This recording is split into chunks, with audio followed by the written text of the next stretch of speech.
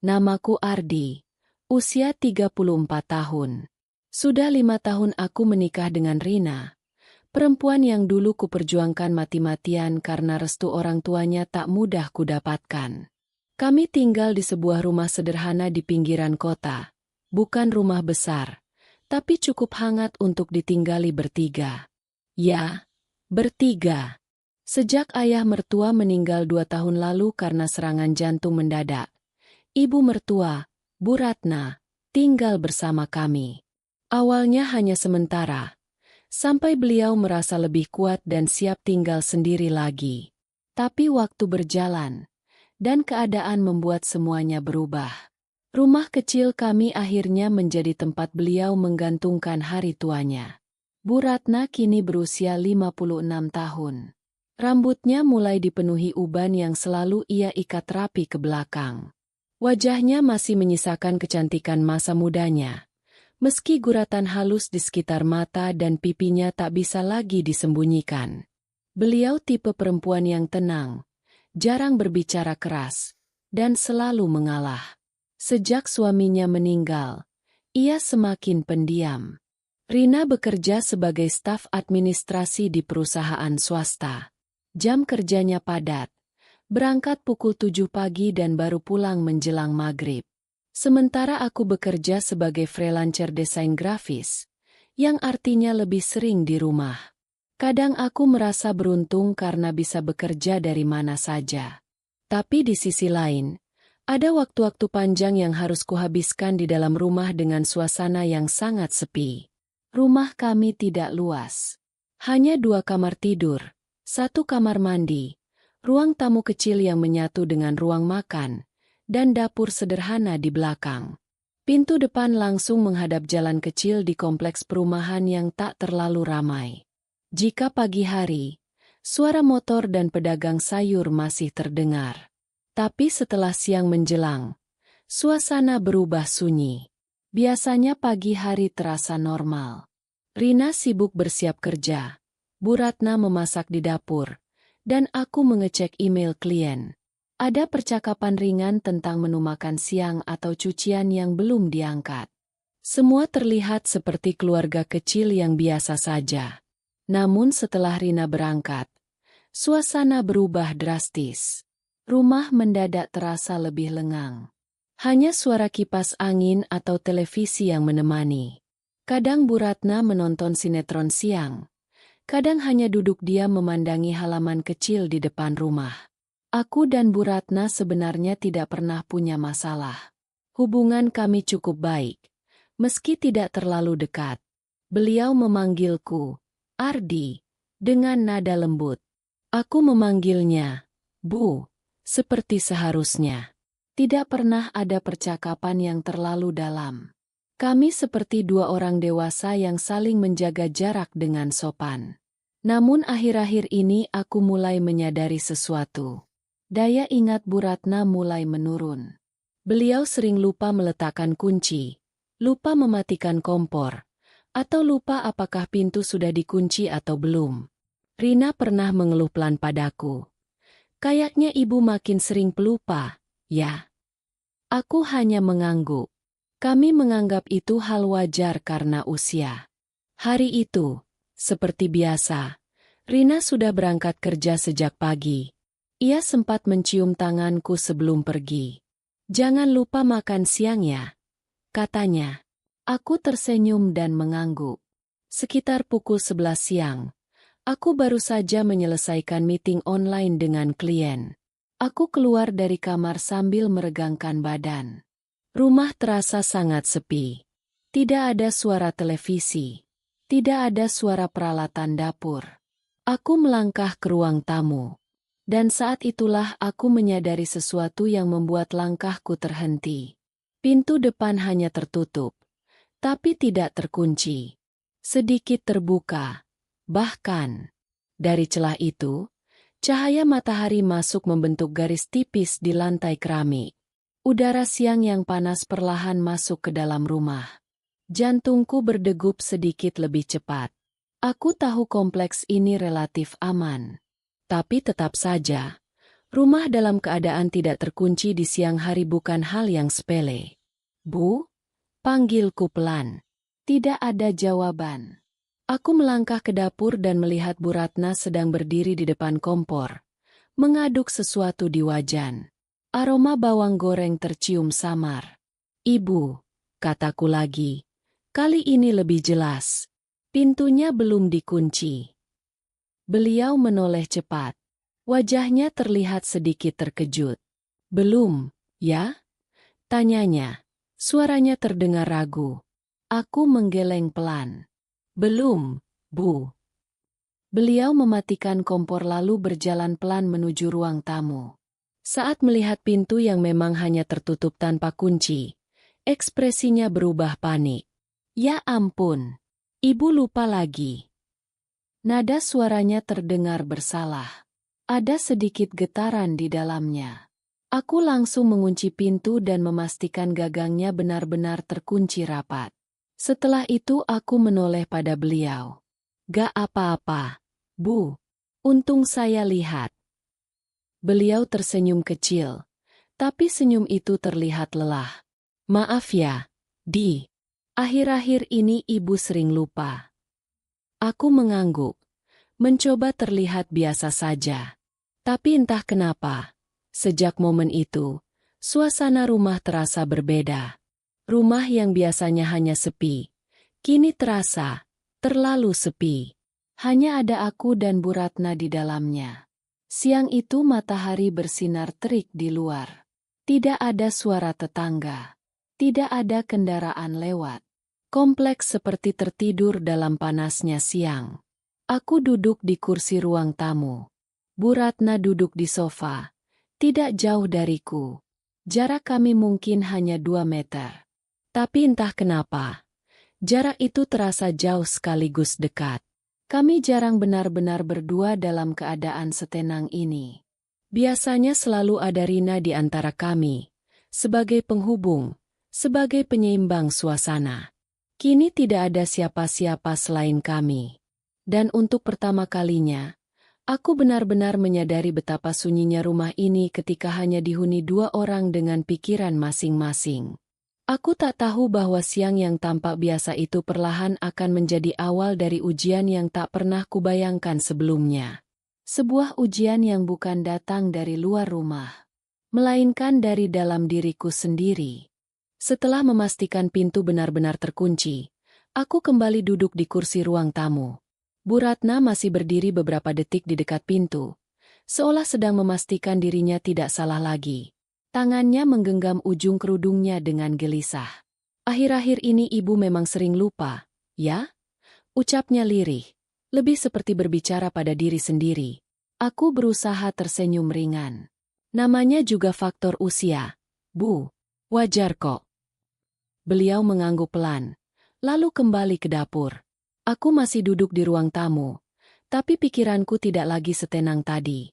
Entah kenapa, kejadian kecil itu meninggalkan kesan berbeda di hatiku. Rumah terasa semakin sunyi. Biasanya televisi menyala menemani siang. Tapi hari itu tidak. Tidak ada suara sinetron, tidak ada tawa penonton rekaman, tidak ada suara iklan. Hanya suara kipas angin yang berputar lambat dan sesekali bunyi sendok beradu dengan wajan dari dapur. Aku mencoba kembali fokus pada pekerjaanku. Laptopku buka lagi, email klienku baca ulang. Tapi konsentrasiku buyar. Bayanganku kembali pada pintu yang tadi tak terkunci. Bagaimana kalau ada orang asing masuk? Bagaimana kalau terjadi sesuatu pada Bu Ratna saat aku sedang memakai headset dan tak mendengar apapun? Perasaan tanggung jawab tiba-tiba muncul lebih besar dari biasanya.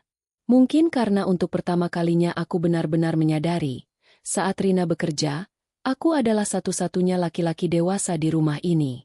Aku berdiri dan berjalan ke dapur. Bu, masak apa? Tanyaku sekadar membuka percakapan. Sambal goreng kentang. Rina suka. Jawabnya sambil tersenyum kecil. Aku mengangguk. Melihat beliau memasak dengan gerakan pelan dan hati-hati, ada rasa iba di dadaku. Sejak ayah mertua meninggal, Bu Ratna seperti kehilangan separuh semangat hidupnya. Ia tetap menjalani hari, tapi tidak lagi dengan cahaya yang sama di matanya. "Bu, nggak capek?" tanyaku lagi. "Capek sih, biasa saja. Kalau di rumah terus malah tambah capek mikir," jawabnya pelan. Kalimat itu membuatku terdiam. Tambah capek mikir. Mungkin selama ini aku tak benar-benar memahami apa yang beliau rasakan. Tinggal bersama anak dan menantu bukan hal mudah bagi orang tua. Ada perasaan sungkan, takut merepotkan, takut dianggap beban. Aku menarik kursi kecil dan duduk di dekat meja dapur. Untuk pertama kalinya, aku benar-benar duduk cukup lama hanya berdua dengannya tanpa Rina. "Ibu kangen Bapak?" tanyaku hati-hati. Tangan Bu Ratna berhenti sejenak mengaduk masakan. Wajahnya menunduk. "Setiap hari," jawabnya lirih. Suasana mendadak berubah sendu. Aku merasa seperti memasuki wilayah yang selama ini tak pernah kusentuh. Ada sisi rapuh dalam dirinya yang jarang terlihat. Beliau melanjutkan, "Kadang kalau malam, Ibu masih refleks mau panggil almarhum. Lupa kalau sekarang sudah sendiri." Kalimat itu menggantung di udara. Aku merasakan empati yang dalam. Namun bersamaan dengan itu, muncul juga perasaan lain yang sulit kujelaskan. Perasaan iba bercampur dengan kedekatan yang mulai terasa berbeda. Aku segera berdiri. "Saya ambil minum dulu, Bu." Aku menuju kulkas, mencoba menenangkan pikiran yang mulai tak karuan. Kenapa suasana terasa begitu intim padahal kami hanya berbincang biasa? Saat aku kembali, beliau sudah duduk di kursi dapur. Wajahnya terlihat lebih tenang, tapi matanya sedikit sembab. "Ibu minta maaf ya kalau sering lupa kunci pintu," katanya tiba-tiba. Aku terkejut. "Loh, Bu, itu hal kecil. Buat kamu mungkin kecil. Tapi kalau sampai kenapa-kenapa, Ibu yang salah." Nada suaranya penuh rasa bersalah. Ada ketakutan di sana. Ketakutan menjadi beban. Aku duduk kembali. "Bu, jangan bilang begitu. Ini rumah kita bersama." Kalimat itu keluar spontan. Dan setelah mengucapkannya, aku baru sadar bahwa suasana benar-benar berubah. Jarak yang dulu terasa formal kini mulai mencair. Rumah yang sepi itu seolah memperbesar setiap emosi. Di luar, matahari semakin terik. Jalan kompleks tampak kosong. Tidak ada suara motor lewat. Tidak ada suara anak-anak bermain. Hanya aku dan Bu Ratna. Beliau bangkit berdiri hendak mengambil piring di rak atas. Tanpa sadar aku juga berdiri membantu. Saat aku mengulurkan tangan mengambilkan piring, jarak kami menjadi sangat dekat. Aroma sabun cuci piring bercampur wangi minyak kayu putih yang biasa beliau pakai tercium jelas. Tanganku dan tangannya hampir bersentuhan. Aku refleks menarik tangan lebih dulu.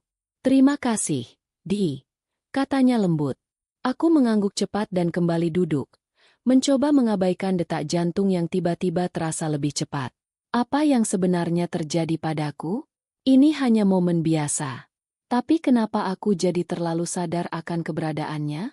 Pikiranku mulai berkelana ke arah yang tidak seharusnya. Aku mencoba menepisnya, tapi justru semakin jelas. Kesunyian, kedekatan, dan fakta bahwa Rina tidak ada di rumah. Aku merasa bersalah bahkan sebelum melakukan apapun. Bu Ratna kembali ke ruang tamu membawa sepiring gorengan. "Makan dulu, Di." Aku mengikutinya. Kami duduk berhadapan. Ia tersenyum kecil, mencoba mencairkan suasana.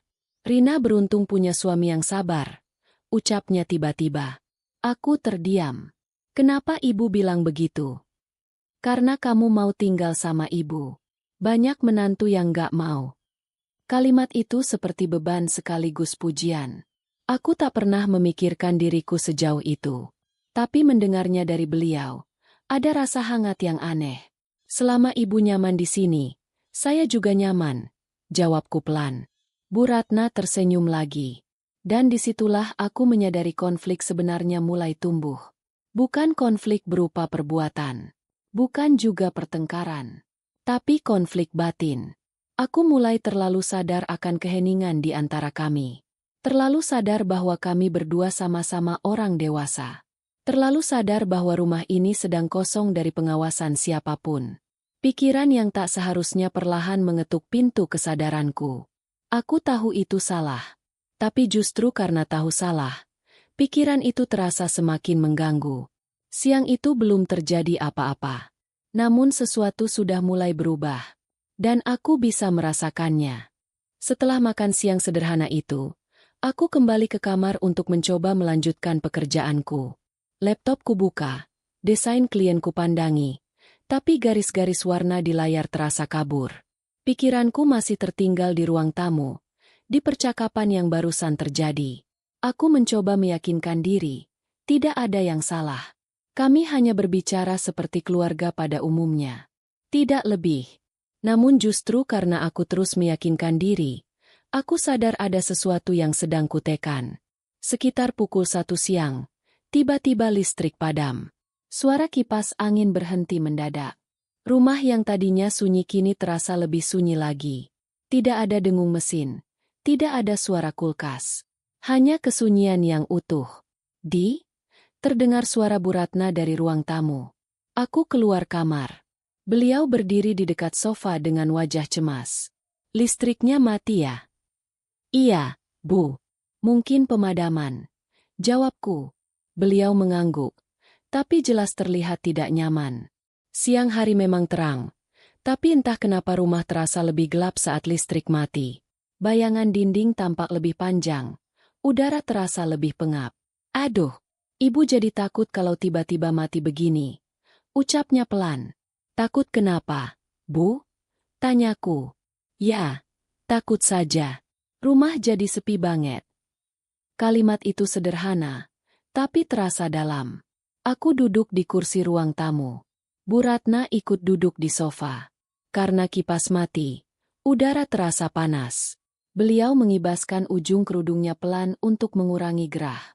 Kompleks ini aman, kok, Bu. Kataku mencoba menenangkan. Ibu tahu. Tapi tetap saja kalau rumah sepi begini rasanya beda. Aku memandangi pintu yang tadi sudah kukunci. Terkunci rapat. Tapi entah kenapa, suasana justru terasa lebih tertutup.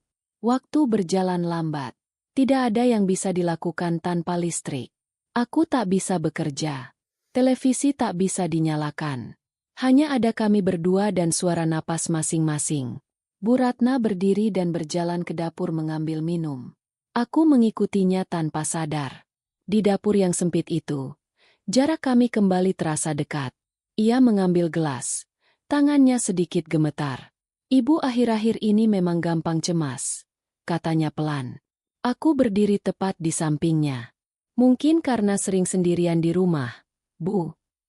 Beliau terdiam sejenak, lalu berkata, sejak Bapak nggak ada, rumah terasa beda. Aku menelan ludah. Ada kesepian dalam suaranya. Kesepian yang selama ini mungkin tak pernah benar-benar diperhatikan. Beliau duduk di kursi dapur. Aku juga duduk. Jaraknya lebih dekat dari tadi pagi.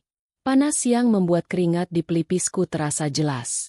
Tanpa listrik, tanpa suara apapun, setiap gerakan kecil terasa lebih terdengar. Gesekan kain, tarikan napas. Bahkan detak jam dinding yang biasanya tak pernah kuperhatikan kini terdengar jelas. Ibu takut kalau suatu hari benar-benar sendirian, katanya tiba-tiba.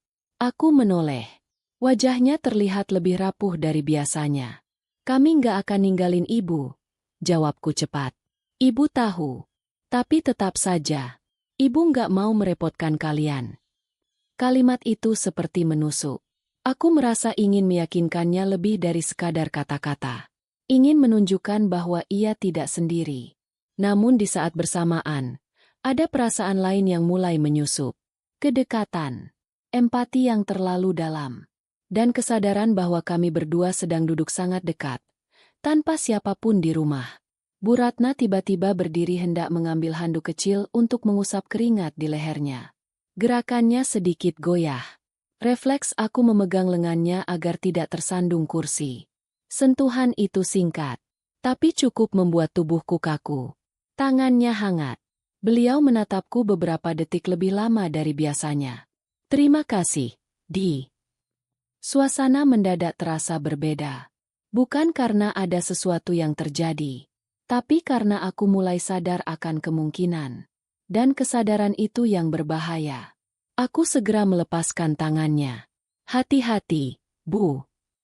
Beliau tersenyum kecil, lalu duduk kembali. Aku berdiri, mencoba mengambil jarak. Tapi ruangan dapur terlalu sempit untuk benar-benar terasa jauh.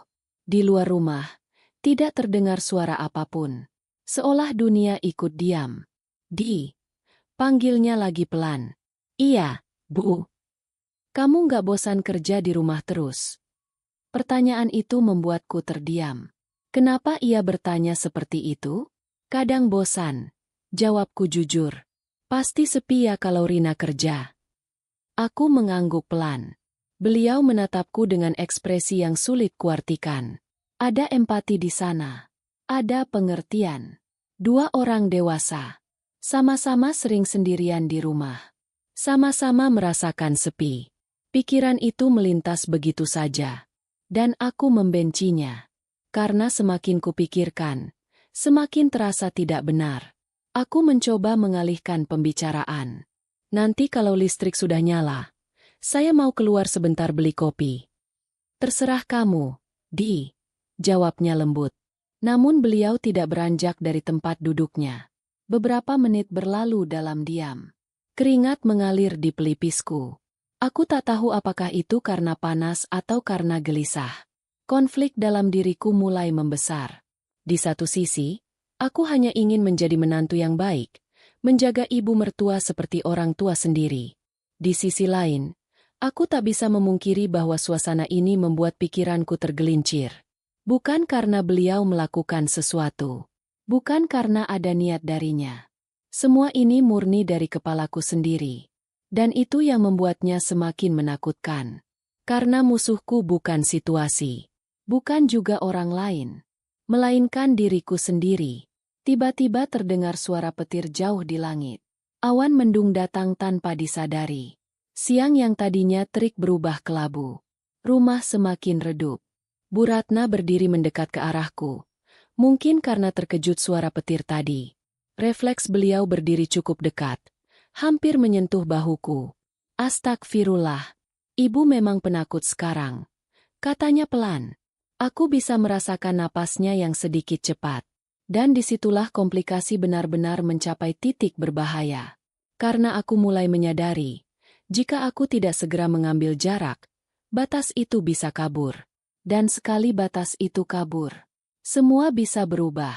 Aku menarik napas panjang. Bu, saya cek meteran listrik dulu ya, kataku cepat. Meski tahu pemadaman ini kemungkinan dari pusat, aku butuh alasan untuk menjauh. Karena semakin lama aku di ruangan ini, semakin sulit mengendalikan pikiranku sendiri. Dan untuk pertama kalinya dalam hidupku, aku takut bukan pada keadaan, melainkan pada diriku sendiri. Langit di luar semakin gelap. Awan mendung menutup cahaya siang yang tadi menyilaukan. Rumah kecil itu terasa seperti ruang tertutup yang memerangkap dua orang dalam keheningan yang menyesakkan. Aku berdiri di dekat meteran listrik. Padahal aku tahu betul pemadaman ini bukan karena token habis. Tanganku hanya berpura-pura memeriksa. Sementara pikiranku berusaha keras menenangkan diri. Tarik napas. Buang perlahan. Ini hanya situasi biasa. Tidak ada yang terjadi. Tapi justru karena tidak ada yang terjadi, pikiranku terasa semakin liar. Suara Bu Ratna terdengar dari ruang tamu. Lirih. Hampir seperti bisikan. Aku menoleh. Beliau berdiri di ambang pintu dapur. Wajahnya terlihat cemas. Iya, Bu. Ibu nggak enak badan sedikit. Mungkin karena panas.